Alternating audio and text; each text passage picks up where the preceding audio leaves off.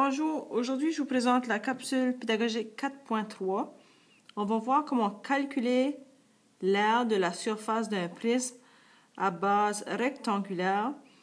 C'est Joseph Chevary qui a préparé la plupart de ceci et vous allez voir Lise Charles aussi a préparé une partie et moi-même j'ai ajouté certaines choses à cette présentation. Bon. Encore une révision.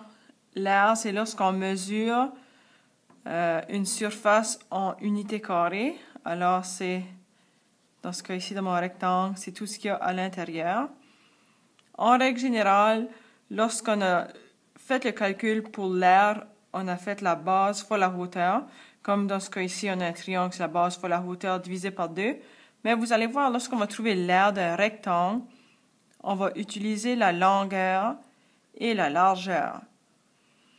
Lorsqu'on fait le calcul et on veut déterminer c'est quelle mesure qui est la longueur et quelle mesure est la largeur, la partie qui est la plus longue, on va l'appeler la longueur et on va utiliser un L majuscule pour représenter la longueur. Et la largeur, la ligne qui va être plus courte, va être représentée par un L minuscule. Alors, ici, vous pouvez voir, l'aire, c'est égal à la longueur fois la largeur. Dans 4.3, on parle de l'aire totale ou l'aire de la surface. Vous pouvez voir ici qu'on a le développement d'un prisme à base rectangulaire. Mes bases sont A et D. Puis la somme des aires de toutes les faces, ici, c'est, si je prends A, j'additionne B, C, D, E et F, ça me donne l'aire totale de la surface. Et comme vous pouvez voir, A et D sont des rectangles de même grosseur. B et E sont des rectangles de la même grandeur, grosseur. C et F, la même chose. Ça fait qu'on va voir des stratégies pour calculer ou trouver l'aire de la surface.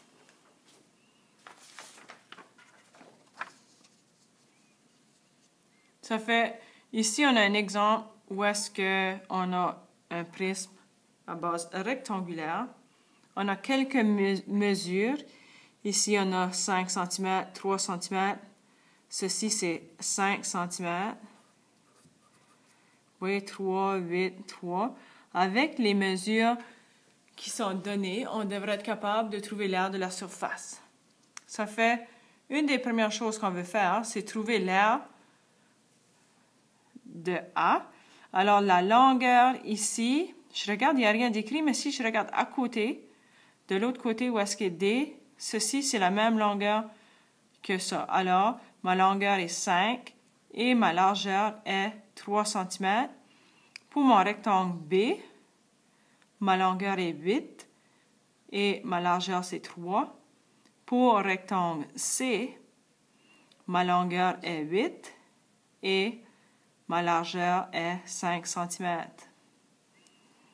Alors, une stratégie, on peut trouver c'est quoi l'aire de A, B et C et on va multiplier ça par 2 parce que A est la même grosseur que D, B est la même grosseur que F et C est la même grosseur. B est la même grosseur, c'est un E, puis C, c'est la même grosseur que F. Alors, lorsqu'on fait le calcul, j'ai 2 et je le multiplie par l'addition ou la somme de A plus B plus C et ça va me donner ma réponse au carré. Il ne faut pas oublier que lorsqu'on parle de l'aire de la surface, à la fin, parce qu'on parle de nos mesures ici sont en centimètres, à la fin, notre réponse ça va être au centimètre carré. Alors ici, j'ai fait mes calculs. A représente 15 cm, B c'est 24, C c'est 40. J'additionne 15, 24 et 40, ça me donne 79 cm.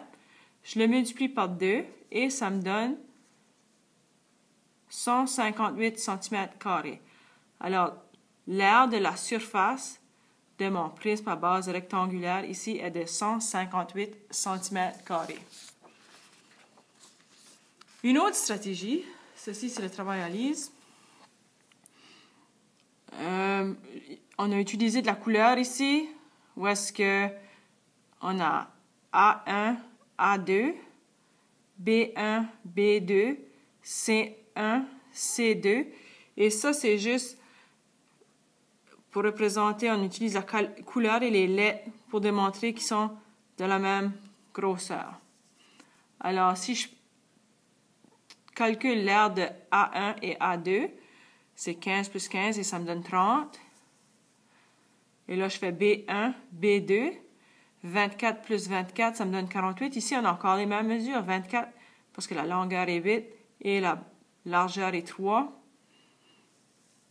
C1, C2, la longueur est 8 et la largeur est 5.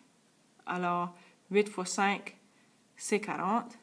Et j'en ai 2 des rectangles. 40 plus 40, ça me donne 80. Et si je fais la somme de ceci, ça me donne 158 cm². Et si on compare avec le travail de tout à l'heure, on a 158 cm². Alors, il n'y a pas une grosse différence de comment on a trouvé nos calculs. Ici, on veut simplement vous offrir une autre stratégie. Bon, vous pouvez avoir des questions comme la prochaine. Vous allez voir, on va avoir une boîte et ce qu'on veut faire, c'est peindre la boîte, peinturer la boîte. On va peinturer le dessous de la boîte et vous allez voir, il y a une fente dans la boîte. Ceci est un exemple d'une boîte de scrutin pour l'élection de l'école. Ici, c'est où est-ce qu'on met nos billets d'élection. C'est ça notre fente. Alors, si on regarde bien, on a une mesure ici qui mesure la hauteur. Et ici, on est en train de voir que ça, c'est 30 et ceci, c'est 30. Alors, une autre chose, parce que ce sont tous des carrés, ceci, c'est ce qu'on appelle un cube. Alors, ma surface A ici qui est jaune, si je trouve l'aire de la surface, ça me donne 900 cm². Ma surface B, c'est 30 multiplié par 30. Et ça me donne 900 cm². Et la même chose ici sur le dessus, c'est 900 cm². Pour trouver l'aire de la surface de ma boîte, je vais utiliser la stratégie où est-ce que je vais multiplier la somme des trois aires, qui est 900, 900 et 900. Vous voyez, ceci, ça représente le jaune, le rose et orange, mais on ne les voit pas de l'autre côté, en arrière. Ça serait l'équivalent de ceci, etc., etc. Ça fait, je fais la somme des trois et je le multiplie par 2. La somme des trois, je fais 9 fois 3, c'est 27. Et je sais qu'il y a 2 zéros, ça me donne 2700. Je multiplie ça par 2 et la somme totale de la surface de cette boîte-là est de 5400 cm². Mais la fente qu'il y a ici est déjà découpée de ma boîte et je ne veux pas peinturer. Je ne peux pas peinturer, c'est un espace vide où est-ce qu'on met des petits papiers. Ça fait, faut que je trouve l'aire de la fente. Et dans ce cas ici, la longueur est 16 et la largeur est 1. Alors, 16 multiplié par 1, ça me donne 16 cm². Pour trouver le total de ce qui doit être peinturé, je prends le 5400 et j'enlève la fente et ça me donne l'aire totale à peinturer de 5384 cm². Bon, avec ça, vous êtes prêts pour faire le 4.3.